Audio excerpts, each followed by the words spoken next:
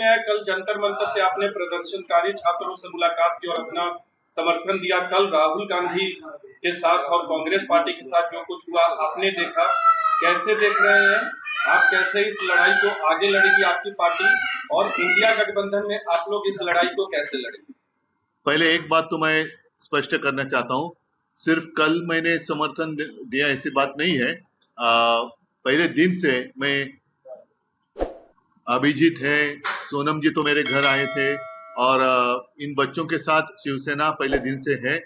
कल मैं सबको मिलने के लिए आया था और संजोग की बात है या पता नहीं क्यों कैसे, लेकिन कल ही राहुल जी ने भी आंदोलन किया।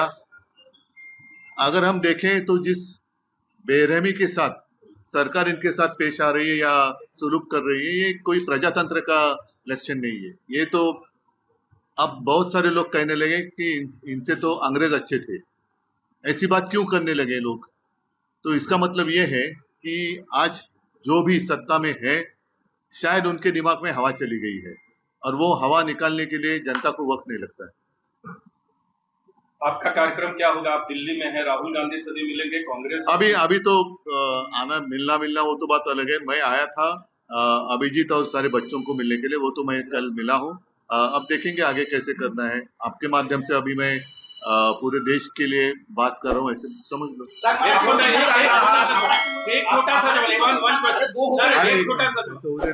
सर, अब आपकी मांग, जो प्रोटेस्ट आपने कल देखा, मिलने का, अब आप लोग की मांग क्या है? ऐसे आइए ना, अब आप लोग की सर मांग क्या है?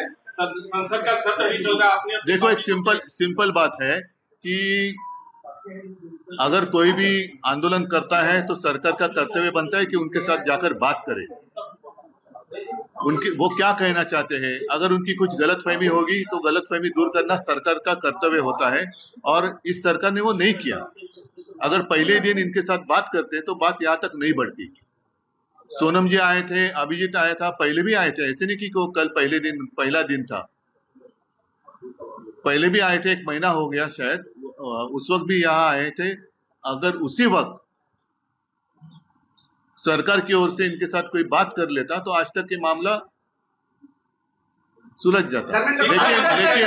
लेकिन साथ ही मैं, जैसे हमने प्रदर्शन किया था मुंबई में, और भी करेंगे हम, उस वक्त मैंने याद दिलाई थी 2 चीजों की, 2 घटनाएं। इंदिरा जी की एक घटना थी और दूसरी अन्ना हजारे, दोनों अनशन की बात, अनशन से जुड़ी हुई बात है। इंदिरा जी के समय पर सोनम जी के पिताजी जब अनशन पर बैठे थे लद्दाख में, तो इंदिरा जी, पता नहीं उस वक्त वो प्रधानमंत्री थी या नहीं थी, लेकिन स्वयं जाकर उनसे उन्होंने बातचीत की थी।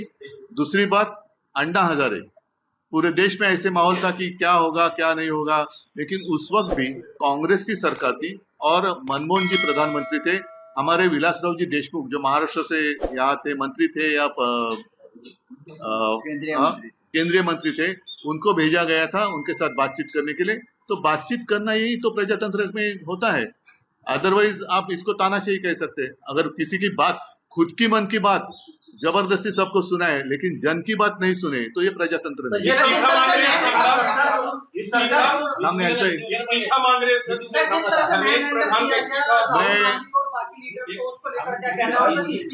एक पहले आप हमारे आघाड़ी के जैसे बर्ताव मत करो, आपस में पहले एक मैं पूछ रहा था जो जिस तरह से मैन हैंडल किया गया नेता विपक्ष राहुल गांधी को, मल्लिकार्जुन खड़गे को, अरे सिर्फ उनको ही नहीं, कल मैंने देखा कि बहुत सारे लड़कियां, मतलब बच्ची है, 9-10 साल की है, कुछ महिलाएं हैं, जिस तरीके से उनके साथ बर्ताव किया गया, ये हिंदू संस्कृति का, मैं नहीं मानता कि ये हिंदू संस्कृति में इसको मान्यता है कि महिलाओं के साथ ऐसा व्यवहार करे।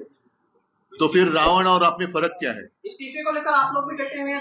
अगर बच्चे इस्तीफा मांग रहे हैं तो क्या उसमें गलत क्या है? उनका भविष्य का मामला है ना, एक व्यक्ति या पूरा देश का भविष्य, इसमें आपको चुनना है।